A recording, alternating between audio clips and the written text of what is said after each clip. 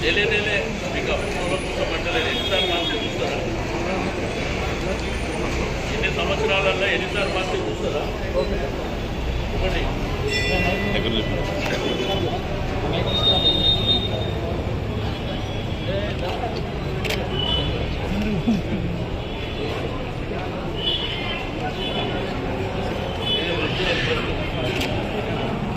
ఏది స్టార్టింగ్ అప్పటి ఫోటోస్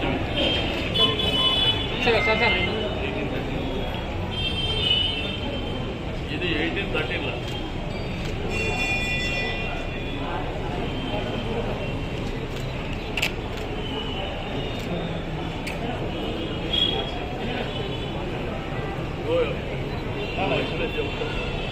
చూడండి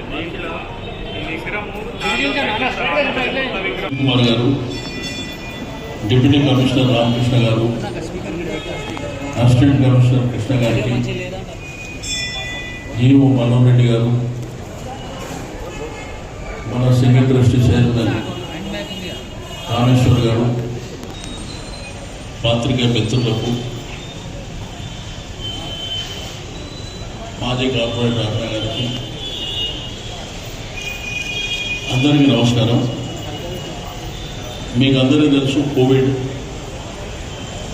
ఈ కోవిడ్ వలన అంటే మన దేశంలో కానీ ప్రపంచంలో కానీ మన రాష్ట్రంలో కానీ పండుగలు కూడా చేసుకోలేనటువంటి పరిస్థితి వచ్చింది. బట్ ఈ సంవత్సరం గౌరవ ముఖ్యమంత్రి గారి అభిష్టం మేరకు అంగరంగ వైభవంగా జరుపుకోవాలి, జాతర చాలా బ్రహ్మాండంగా జరగాలని ఎండోర్మెంట్ మినిస్టర్ గారు కూడా ముఖ్యమంత్రి గారు చెప్పడం జరిగింది. అయితే ఈ యొక్క బోనాల జాతర మనందరికీ తెలుసు, యావత్ తెలంగాణనే కాకుండా భారతదేశం ప్రపంచాన్ని కూడా ఆకర్షించే విధంగా జాతర జరుగుతుంది. గోల్కొండలో ప్రారంభమైనటువంటి బోనాల ఉత్సవాలు, సికింద్రాబాద్ ఉజ్జయిని మహాకాళి దేవస్థానం, అదేవిధంగా లాల్ దర్వాజా, గౌరీపుర, అఖండ మాదన్న అన్ని దేవాలయాలకు మరి చాలా బ్రహ్మాండంగా 2 రోజుల కార్యక్రమం కింద జరుగుతుంది, మన అందరికీ తెలిసింది. అయితే ప్రధానమైనటువంటి జాతర మాత్రం ఇక్కడ సికింద్రాబాద్ ఉజ్జయిని దేవస్థానంలో కొన్ని లక్షలాది మంది భక్తుల సమక్షంలో పూజలు పురస్కారాలు జరుగుతాయి, మనందరికీ తెలుసు. పవిత్రమైనటువంటి బోనాలు, ఘటాల ఊరేగింపులు. కాబట్టి ఈ పవిత్రమైనటువంటి జాతర దృష్టిలో ఉంచుకొని ఈ మధ్యకాలంలో ఈ దేవాలయానికి సంబంధించినటువంటి కొన్ని అంశాల విషయంలో రోజు మనం పత్రికల్లో అక్కడిక్కడ చూస్తున్నాం. అవన్నిటికీ ఫుల్ స్టాప్ పెడుతూ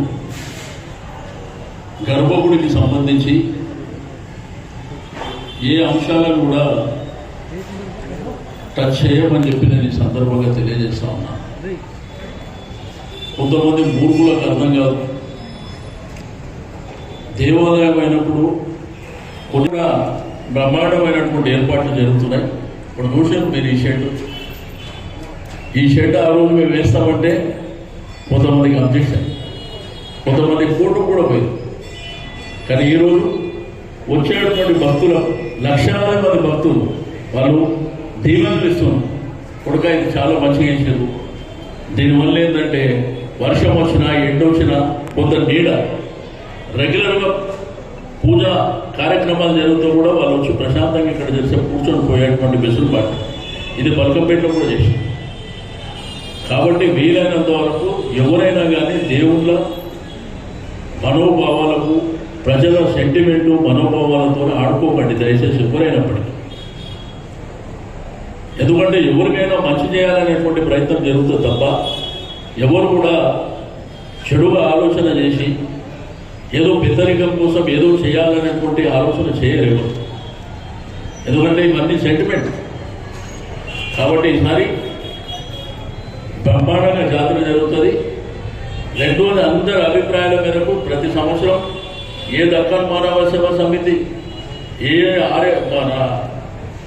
Arya Samaj, scouts and guides, స్థానికంగా ఉన్నటువంటి పెద్దల అందరి అభిప్రాయాల మేరకే జాతర చాలా పవిత్రంగా బ్రహ్మాండంగా జరుగుతుంది.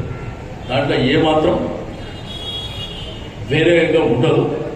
తప్పకుండా ఈసారి సికింద్రాబాద్లో జరిగే పలార పనులు కూడా పెరుగుతున్నాయి. ఈసారి అందరూ కూడా ఏంటంటే చాలా బ్రహ్మాండంగా చేయాలనేటువంటి ఆలోచనతో ఉన్నారు. అందరి వరకు ఇక్కడ స్థానికంగా ఉండేటువంటి పెద్దల అభిప్రాయాలు కానీ, దక్కన్ మానవ సేవా సమితి అభిప్రాయాలు కానీ, ఆర్య సమాజ్ అభిప్రాయాలు కానీ, అందరి అభిప్రాయాలు తీసుకున్న తర్వాతనే పండుగని గొప్పగా జరుపుకుంటున్నటువంటిది మనందరికీ తెలుసు. తెలంగాణ ప్రభుత్వం వచ్చిన తర్వాత గౌరవ ముఖ్యమంత్రి గారు స్టేట్ ఫెస్టివల్ కింద అనౌన్స్ చేశారు, రాష్ట్ర పండుగ కింద.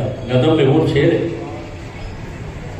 రెండోది, దేవాలయాలకు మొత్తం హైదరాబాద్, గ్రేటర్ హైదరాబాద్ పరిధిలో దేవాలయాలకు, ప్రైవేట్ దేవాలయాలకు కూడా ఆర్థిక సాయం చేసినటువంటి ప్రభుత్వం ఈ దేశంలో ఎక్కడ లేదు.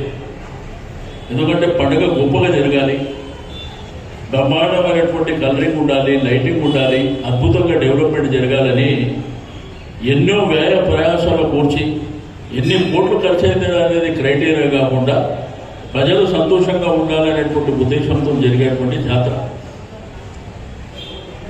కాబట్టి నేను అందరికీ కూడా రిక్వెస్ట్ చేస్తున్నా, మీడియా మిత్రులకు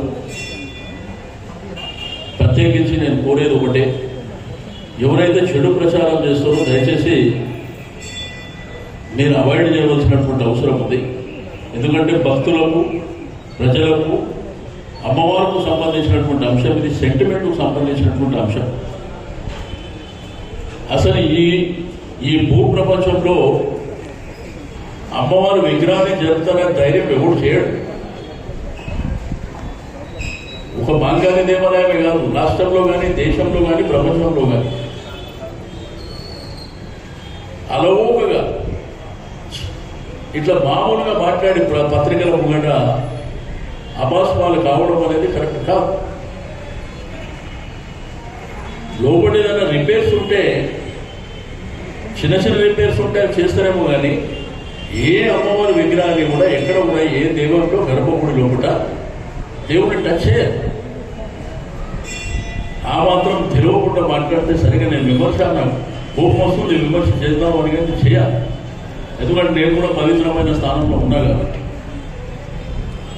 దయచేసి నేను అందరికీ కోరేది ఒకటి, మీకేమన్నా అభిప్రాయాలు ఉండి, ఏమన్నా నిజంగా మీకేమన్నా ఇబ్బంది అనిపించి, ఎవరికన్నా నిజంగా ఏదో రకంగా ఇట్లా జరుగుతుంది మాట్లాడితే తప్పకుండా వాళ్ళని సంప్రదించాలి, నేను చెప్తాను.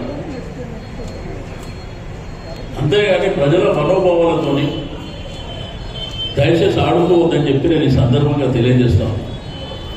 నాకు నిన్న మొన్న ఓ 3-4 రోజుల నుంచి ఇట్లనే వాళ్ళు వీళ్ళు అడుగుతున్నారు, సరే మనం విగ్రహం మారుస్తున్నా అని.